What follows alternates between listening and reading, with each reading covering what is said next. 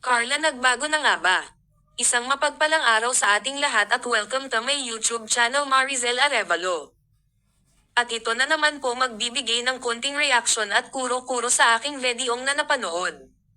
Bago ang lahat, ating i-subscribe Kuya Val Santos Matubang, Kalingap Rab at Ate Edna Vlogs.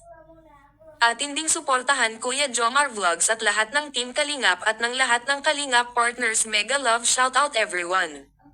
Kuya Jomar Vlogs, muling dinalaw si Carla sa kanilang bahay at maraming nagulat at nakapanood kay Carla.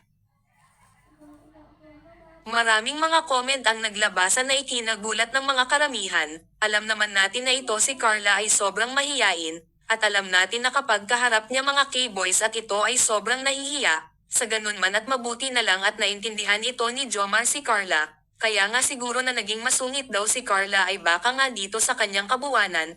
Paliwanag ni Jomar kung kaya ito ay naging nag-iba si Carla.